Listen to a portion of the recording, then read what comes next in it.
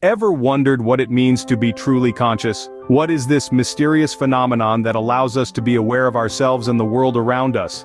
This, my friends, is the enigma of consciousness, a complex and captivating aspect of our existence that continues to baffle scientists and philosophers alike. Consciousness. It's more than just a state of wakefulness. It's our capacity to be self-aware, to recognize our individuality, to perceive the world around us, and to react accordingly. When you're strolling down a bustling street, your consciousness is what allows you to navigate through the crowd, to smell the aroma of freshly baked bread wafting from a nearby bakery, to hear the cacophony of city sounds. It's what allows you to think, I exist, I am here. It's what enables you to have thoughts, emotions, and sensations, to feel joy, sorrow, fear, or excitement. It's the internal voice that whispers when you're making a decision, the one that tells you, this feels right, or something's off here. That's your consciousness at work. But consciousness is not just about self-awareness and perception, it's also about understanding our moral and ethical responsibility. It allows us to comprehend the consequences of our actions, to discern right from wrong, to make choices that align with our values and beliefs. It's what makes us human. Yet, despite its fundamental role in our lives, consciousness remains shrouded in mystery. Is it merely a product of brain activity, as some suggest? Or is it a broader, more profound force that transcends our physical bodies? These are the questions that continue to intrigue us, fueling ongoing debates and research. Indeed, consciousness is a perplexing puzzle, a riddle that we're still trying to solve. It's a journey of discovery that delves into the very core of our existence, revealing fascinating insights about ourselves and the world we inhabit.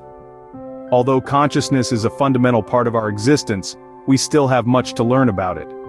So let's embark on this journey together, exploring the enigma of consciousness and perhaps in the process, learning a bit more about the mystery that is us.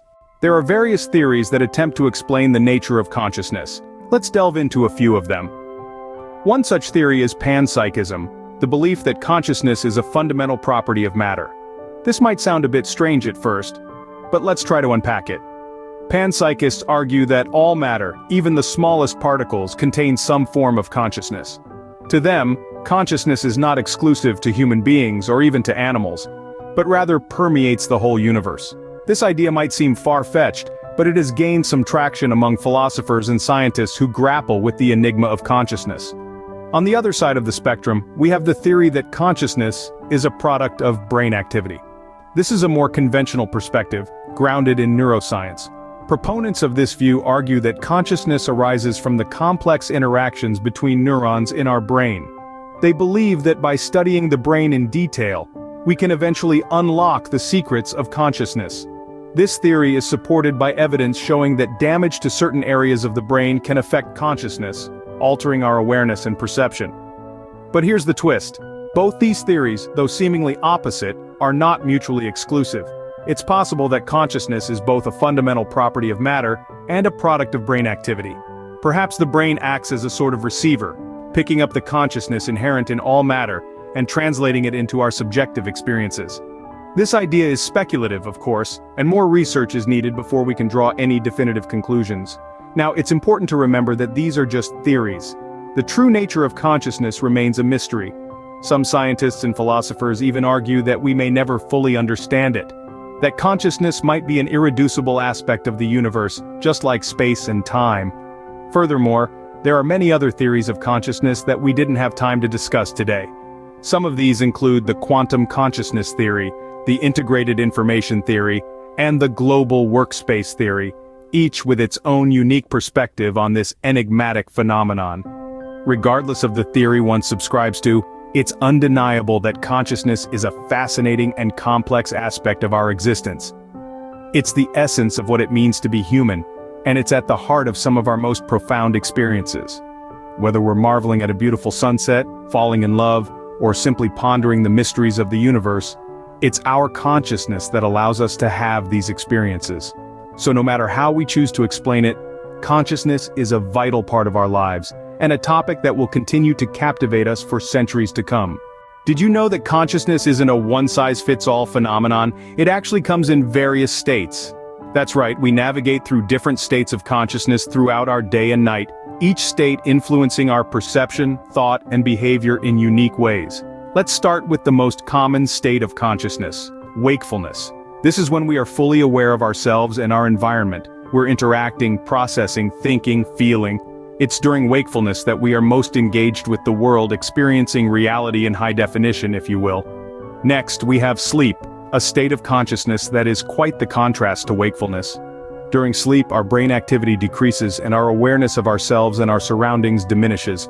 However, sleep isn't just an off switch for our consciousness.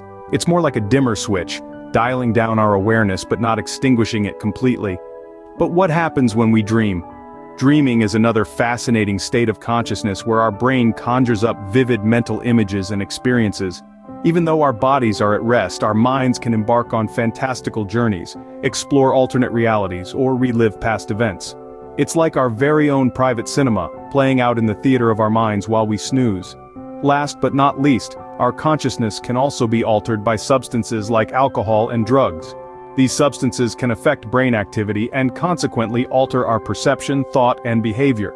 Some substances might intensify our sensory experiences while others could distort our sense of time or even induce hallucinations.